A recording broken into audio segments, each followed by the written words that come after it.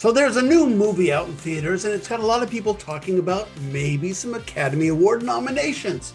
So of course, I had to go check it out. Hey everybody, I'm Sean McBride, the movie guy, and today let's talk about that potential Oscar film, Roofman. We all like going back in time and imagining how things could have gone differently. Like, what if I made different choices? Would I have ended up here? It's been 6 months and still no leads on the whereabouts of the escaped convict known as the Roofman. Based on a true story, in Roofman, Channing Tatum plays a burglar who is convicted of breaking into McDonald's through the roof, thus his nickname of the Roofman. Now he's convicted and sent to prison, but he's gonna break out, and now he's gotta find a place to lay low for a while. And apparently, the perfect place to hide is behind a bicycle rack at the local Toys R Us store. I mean, who knew? Remember, this is based on a real story. So the Roofman spends several months hiding out at Toys R Us, but he's drawn out by one of the store employees, who's played by Kirsten Dunst. He follows her to church, bringing a bunch of toys for a toy drive that she's doing, and they meet cute and start dating. And what do you know it? There's sparks fly. He even bonds with her daughters. But well, we all know where this is heading in the end. So the thing that makes this movie so appealing is Channing Tatum. He is so darn appealing. He is the perfect sweet guy. He's a convicted felon, but he's charming. He's obviously very hunky. He bonds with both the ladies, but also with their kids. He's very good with kids. And, he does a little cheeky nudity for the actual ladies that are in the audience here. He is the perfect fella, if you can forget the fact that he's probably going back to prison at the end of this movie. And look, I also like the supporting cast. Kirsten Dunst is great as a single woman trying to raise 2 teenage daughters and still find her own version of happiness.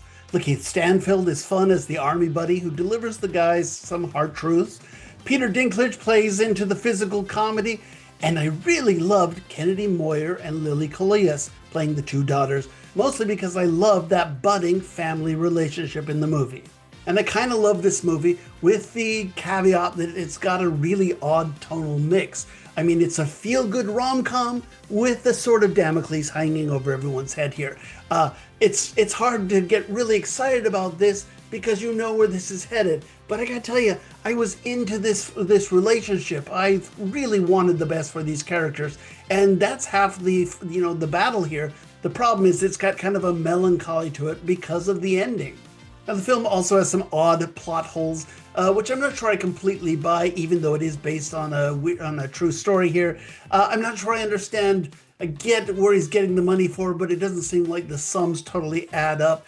It's weird that Toys R Us would have so much shrinkage, so many things being shoplifted, but they didn't do anything about security. They don't seem to care about that. Even little things like he goes to the dentist because he has 14 cavities because he's been eating candy for 6 months now. I get it, but people would start to ask questions about things like that and the fact that he won't tell anybody where he's working. There were just some little things like that kind of bugged me. But that being said, I really, really did enjoy this movie a great deal. I thought it was sweet. I liked the rom-com portion of it. I actually liked the drama portion of it as well, where Channing Tatum is trying to grow. His character is trying to become a better man. That's all great stuff here. It's got some weirdnesses, like I said, but I thought this was a lot of fun. I really enjoyed it. I give Roofman 3 stars out of 4. Now, do I think Channing Tatum is going to get an Academy Award nomination for this performance?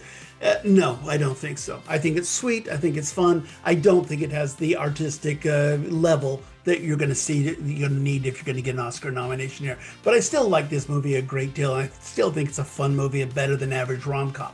But hey, that's me. Maybe I'm a sucker for these type of movies. But feel free to comment below. Tell me what you think. And of course, subscribe to all of my videos so that you can always get my thoughts as soon as they come out, and comment as much as you like on any of those videos here. Of course, we ask that you subscribe to the podcast. It's called Two Movie Guys, and every week my friend Joe Fryer and I get together and we chat about all of the week's big new movies, and we go into more detail than we have time to do on these little YouTube videos here. So just go to Two Movie Guys wherever you get your podcasts. And we're just getting started for the weekend here. We've got some more films here, a couple more in theaters and a couple on streaming, and we'll talk about a big one with some big actors and some big ambitions out on Netflix. We'll talk to you about The Woman in Cabin 10 next. See you then. Bye.